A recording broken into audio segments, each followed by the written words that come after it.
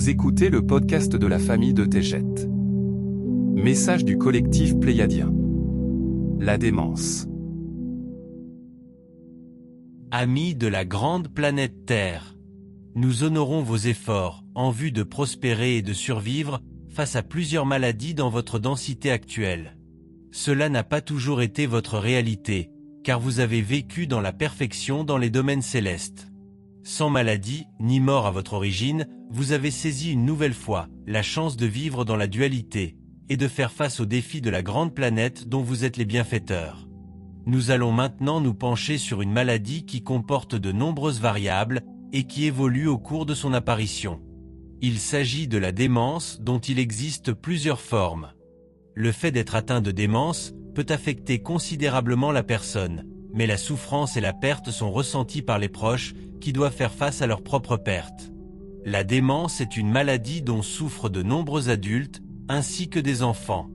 La plupart des gens associent la démence aux personnes âgées, mais en réalité, de jeunes adultes en bonne santé peuvent être atteints d'un syndrome de déclin, tel qu'ils se perdent dans leur identité. Mais qu'en est-il de l'âme ? Quelle est l'expérience vécue dans la profondeur de la connaissance ?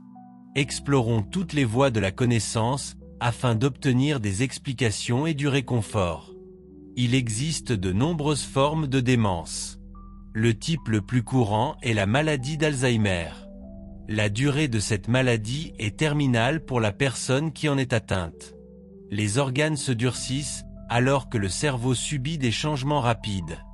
Le déclin des fonctions cognitives et du fonctionnement du corps est rapidement perçu par les membres de la famille et les soignants. Les premiers signes de développement sont l'oubli des noms, les événements récents, une mauvaise hygiène, des changements d'humeur et des crises de colère. La dépression et la confusion sont fréquentes chez les personnes souffrant de ces symptômes. Les cellules cérébrales meurent et la personne aura des difficultés au niveau de la marche et de l'élocution. La fin de vie progresse au point qu'il est difficile d'y faire face, et la perte est profondément ressentie par tous les membres de la famille, ainsi que par les amis. Les personnes atteintes de démence mènent au départ une vie normale et éprouvent des sentiments ordinaires. Lorsqu'elles commencent à présenter des symptômes, il est probable qu'elles le cachent aux yeux des autres. Les symptômes n'ont pas progressé au point d'être diagnostiqués, toutefois elles sentent que les choses ne sont pas bien. Souvent, au moment où l'assistance est nécessaire, la maladie a profondément progressé, et la personne éprouve des difficultés à dissimuler ses hallucinations, ses pertes de mémoire, ou la confusion qu'elle éprouve dans ses tâches quotidiennes.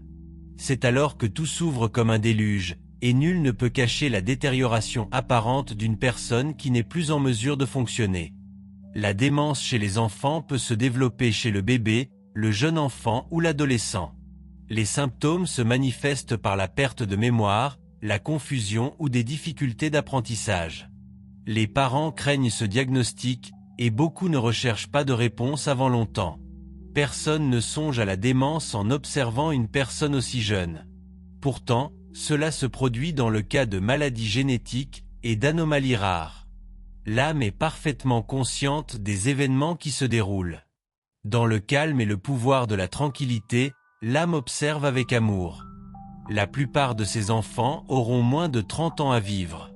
Les catégories principales de la démence sont la maladie d'Alzheimer, telles que mentionnées, la maladie vasculaire, la maladie à corps de Lewy, la maladie frontotemporale, la maladie mixte et bien d'autres encore. Ces diagnostics servent d'étiquette pour identifier les régions de détérioration cérébrale et les actions de compromis correspondantes.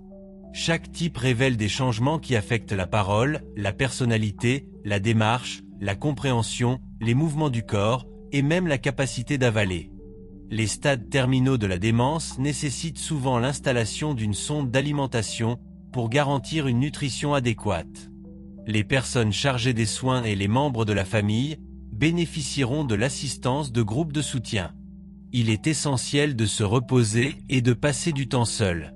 Prendre soin de soi et la méditation aideront les personnes épuisées à se remettre à la tâche pour s'occuper de l'être en perte d'autonomie. La musique offerte aux patients, aux soignants et aux familles permettra de soulager la transition alors que la progression est absolue. Nombreux sont ceux qui, en présence de ceux en partance, commenceront à s'interroger sur la fragilité de la vie et sur la raison d'être des souffrances. Cette remise en question permettra à nombre d'entre eux de s'éveiller et de réaliser qu'ils sont des êtres infinis. En l'absence d'enseignement ou de doctrine, chaque être vivant est conscient que d'une manière ou d'une autre, son existence se poursuivra. L'âme est parfaite et entière. L'être supérieur est conscient des événements qui se déroulent. En observant silencieusement, l'âme ne ressent ni douleur, ni discorde. Dans la paix, l'âme attend son départ avec les leçons apprises et la famille d'origine qui l'attend. La prise de conscience que tant de choses ont été vécues dans un but d'amour permettra à l'âme de savoir clairement que tout cela en valait la peine. Rien n'est jamais perdu. Peu importe ce que vous affrontez, seul l'amour est réel. Votre destin n'a jamais été de demeurer à l'école de la terre. Vous êtes tellement plus que des corps, dont la durée est limitée, et des histoires qui ont été créées par votre âme, afin d'acquérir de l'expérience avec toute la profondeur à laquelle sont liés les hauts et les bas. L'expansion de la conscience est un don sacré, que vous vous offrez à vous-même. Bravo bien-aimé, bravo en effet. Levez-vous dans la lumière. Nous vous y retrouverons. Nous sommes le collectif des Pléiadiens. Nous sommes là pour vous raccompagner.